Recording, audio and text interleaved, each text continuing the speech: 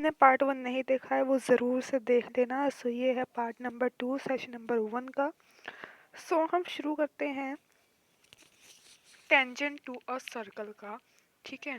सो ये tangent to a circle से हमें क्या समझ में आ रहा है? टेंजेंट यानी कि कोई भी जो अगर सर्कुलर पाथ है उसका सेंटर। ठीक है। तो एक बार इसको हम पढ़ लेते हैं फिर हम अच्छे से समझ पाएंगे। जैसे ये सर्कल है तो इस सर्कल का सेंट्रल पाथ ये है, तो ये है tangent to a circle. Let's start reading first then we will understand it properly. पढ़ने के बाद इसको हमें अच्छे से समझ में आएगा। A straight line that meets the circle eight one and only one point. जो स्ट्रेट लाइन में सर्कल के सिर्फ एक और एक पॉइंट से करे, जैसे ये वाला पॉइंट है इससे करे तो ये यहाँ पे यहाँ पे यहाँ पे बिल्कुल स्ट्रेट ऐसे ऐसे जाएगा। ठीक है। तो वही चीज़ कहा गई कि है ये यहाँ पे straight line ABC is a tangent to the circle at point B. ABC जो लाइन है उसका टेंजेंट पॉइंट क्या है? बी। बी यानी कि ये वाली चीज़। ठीक है। सो नाउ अब हम इसका अगला पढ़ते हैं। सो अगला है the motion of the moon around the earth is due to centripetal force. तो मैंने अगर आपने पार्ट 1 देखा हो तो आपको पता होगा कि ये जो रोटेशन होता है मून का अर्थ के अराउंड गोल गोल घूमना, वो किसकी वजह से होता है? सेंट्रीपिटल फोर्स के कारण। जिसने नहीं देखा वो जरूर से देखना, तभी आपको ये वाला पार्ट भी समझ में आएगा, वरना ये वाला पार्ट भी आपको समझ में नहीं आने वाला अगर आपने वो वाला भी नहीं देखा तो। मैं डिस्क्रिप्शन में पिन कर दूंगी वो, और अगर कमेंट सेक्शन ऊपर आ तो उसमें भी आपको वो दिखाई देगा।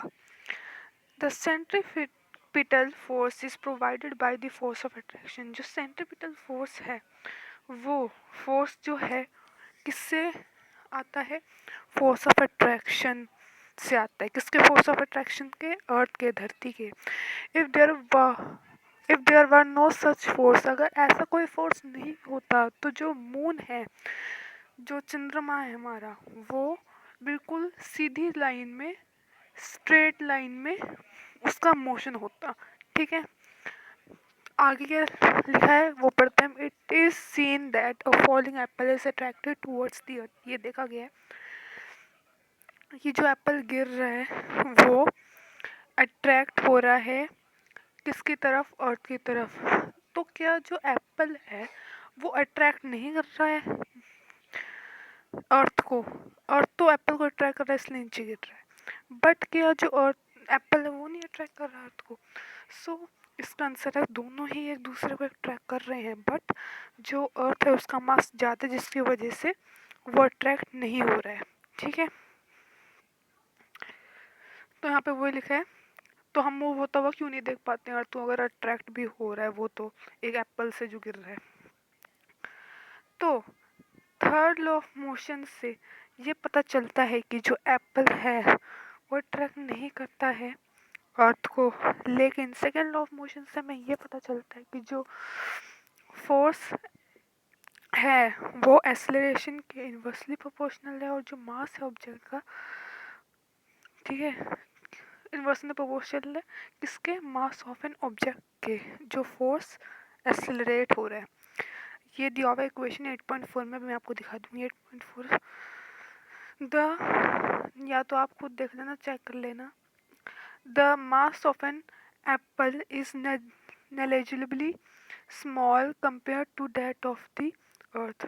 तो मास के बारे में बात हो रही है वही कि एप्पल का स्मॉल होता है मास, जबकि अर्थ का ज़्यादा होता है कंपेयर में। सो हम अर्थ को नहीं देखते हैं गिरता हुआ जैसे हम एप्पल को देखते हैं। ठीक है।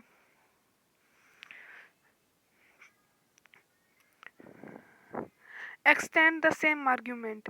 तो बोल रहे हैं कि इस आर्ग्यूमेंट को और बढ़ा के कि जो अर्थ है वो क्यों नहीं मूव करता है मून के अराउंड। ठीक है।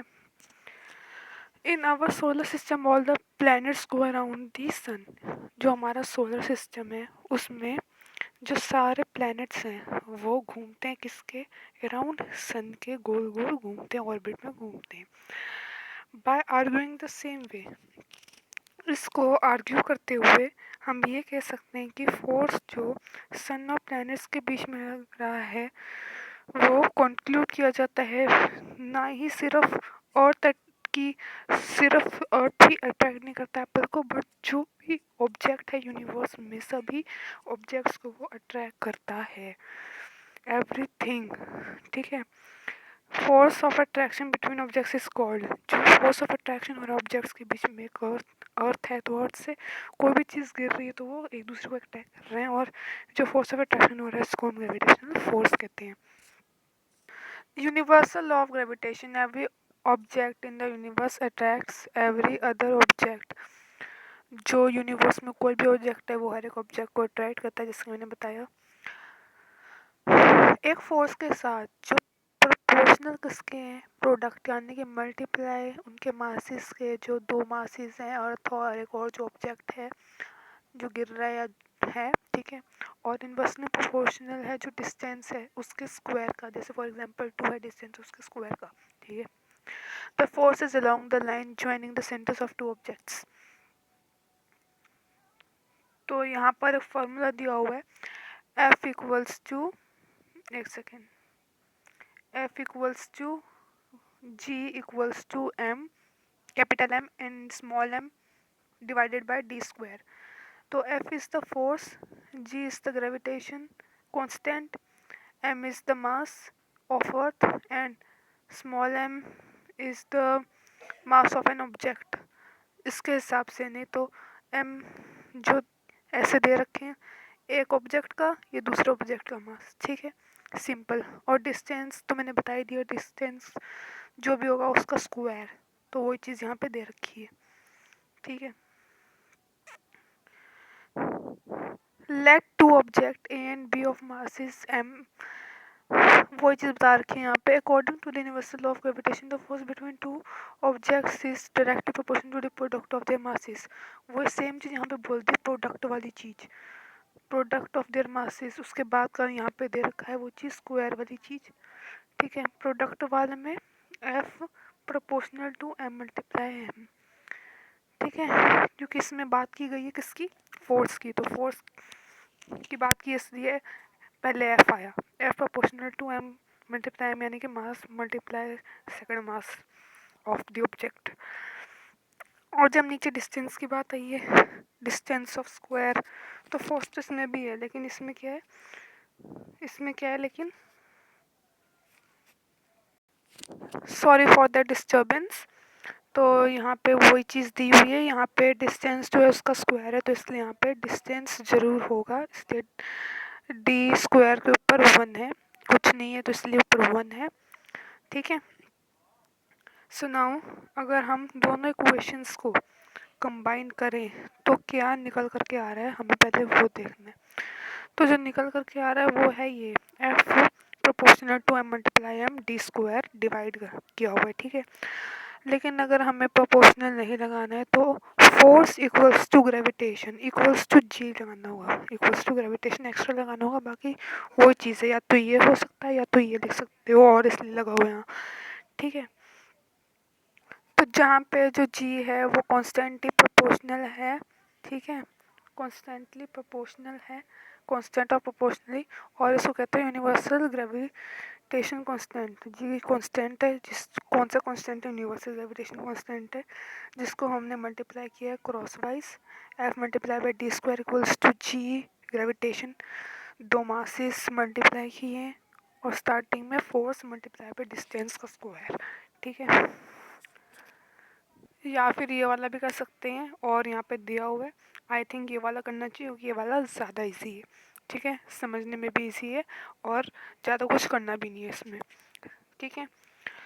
तो यहाँ पे दिया हुआ है ऐसा यूनिट ऑफ जी, ये वाला होगा ऐसा यूनिट, जी यानी ग्रेविटेशन का ये, और हमेशा कांस्टेंट रहेगा जी, यही रहेगा अर्थ का।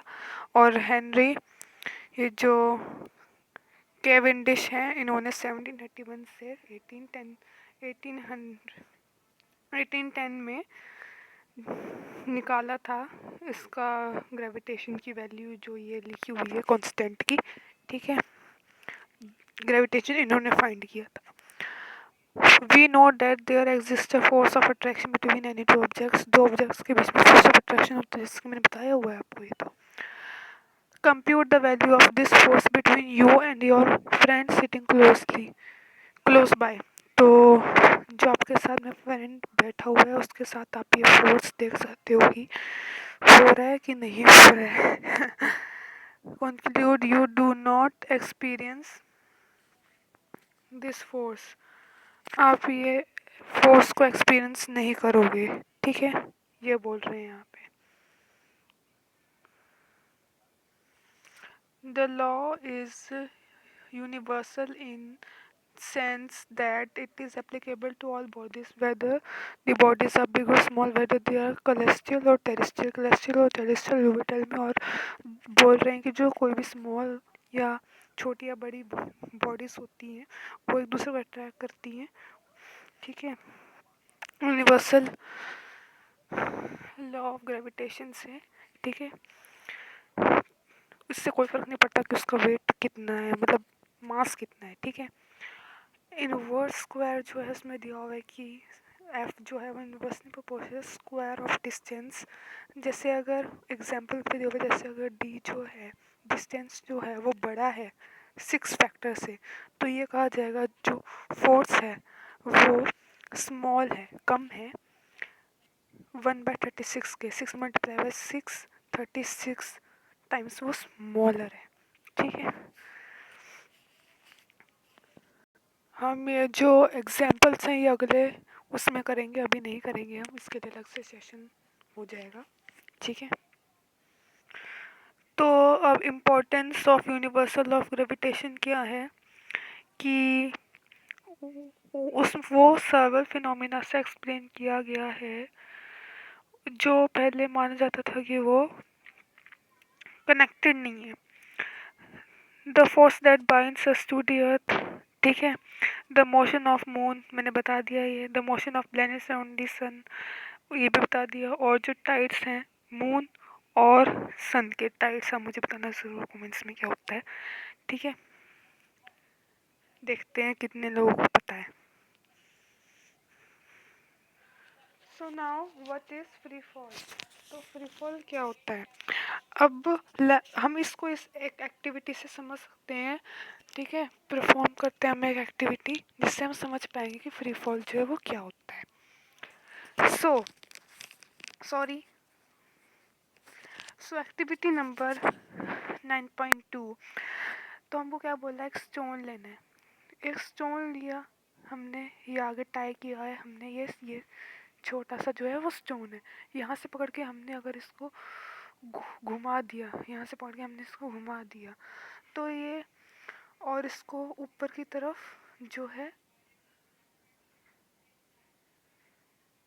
एक स्टोन लेना है, आपने उसको ऊपर की तरफ फेंकना है, ठीक है। आई एम सो सॉरी, ये नहीं करना था। एक स्टोन लेना है, उसको ऊपर की तरफ फेंकना है, वो एक सर्टन हाइट पे ऊपर जाएगा और फिर नीचे आके गिर जाएगा, गिरना शुरू हो जाएगा, ठीक है। तो हमने ओके सो अब है कि we have learn that earth attracts objects towards it, हमने पढ़ा हुआ है। और ये किसके कारण होता है, ग्रेविटेशन फोर्स के कारण होता है। जो ऑब्जेक्ट कोई भी गिरता है वो टूवर्ड्स द अर्थ, वो इस फोर्स के साथ ही गिरता है, सिर्फ सिर्फ इस फोर्स के कारण ही गिरता है। और हम कहते हैं कि ऑब्जेक्ट जो है ये फ्री फॉल में है, अगर वो सिर्फ ग्रेविटेशनल फोर्स से गिर रहा है नीचे और कोई फोर्स एक्ट नहीं हो रहा है, then it is free fall में है वो ऑब्जेक्ट, हम ये कहेंगे। इज देयर एनी, क्या इसमें कोई, तो change in the velocity of falling objects. तो वेलोसिटी, जब वेलोसिटी में कोई बदलाव आता है जब कोई ऑब्जेक्ट जो है वो गिरता है, और जब गिरता है तो डायरेक्शन में कोई चेंज नहीं आता है। किसके डायरेक्शन में, मोशन ऑफ ऑब्जेक्ट्स में कोई चेंज नहीं आता है, डायरेक्शन के ऑब्जेक्ट्स के मोशन ऑफ डायरेक्शन में कोई चेंज नहीं आता। लेकिन अर्थ के अट्रैक्शन के कारण there will be a change, एक चेंज होगा जिसको हम बोलेंगे मैग्नीट्यूड ऑफ द वेलोसिटी। और और any change in velocity involves acceleration, कोई भी चेंज वेलोसिटी में इसमें एक्सेलरेशन जो है वो होता है। जब भी कोई भी जो ऑब्जेक्ट है वो गिरता है अर्थ की तरफ, तो एक एक्सेलरेशन होता है उसमें इन्वॉल्व होता है मतलब, और ये एक्सेलरेशन होता है इसके कारण अर्थ्स ग्रेविटेशनल फोर्स के कारण। और therefore this acceleration is called as, और इस एक्सेलरेशन को हम क्या कहते हैं, acceleration due to gravitational force of the earth, और acceleration due to gravity, gravitational force of earth, या तो acceleration due to gravity because ये ग्रेविटी की वजह से हो रहा है, ठीक है। It is denoted by g, g यानी कि ग्रेविटी जी से डिनोट होता है। The unit g is the same as that of acceleration, unit g का सेम रहता है जैसा कि एक्सेलरेशन का रहता है, जो कि है ms-2 पावर, ठीक है। तो now we know from the second law of motion that force is the product of mass and acceleration, let the mass of the stone in activity 9.2 be m, मास को इसलिए m लिया है। तो I think for now it is okay, अगला करेंगे हम अगले part में, और उसके बाद से नेक्स्ट सेशन शुरू हो जाएगा जिसमें मैं पूरा ख़त्म कर दूँगी, या फिर मैं अगले वाले में ही ख़त्म करने की कोशिश करूँगी, ठीक है। नहीं होगा तो उसके लिए सेशन 2 होगा तैयार, ठीक है। और उस वो लास्ट सेशन होगा सिर्फ सेशन 2, और फिर सेशन 3 होगा जिसमें मैं न्यूमेरिकल्स एक्सप्लेन करूँगी, जो ये एग्जांपल्स वाले हैं सॉल्व करके बता दूँगी कैसे क्या होता है, जो भी है मतलब, ठीक है। और लास्ट वाला आप मुझे बताओगे लेकिन न्यूमेरिकल, और नहीं समझ में आएगा तो वो मैं उसके अलग से बना दूँगी, आप बता देना मुझे, ठीक है। अभी मिलते हैं अगले वीडियो में, bye bye, thanks for watching, love you all. इस वीडियो को लाइक करना, चैनल पे नहीं हो तो सब्सक्राइब करना, ओके, लव यू ऑल।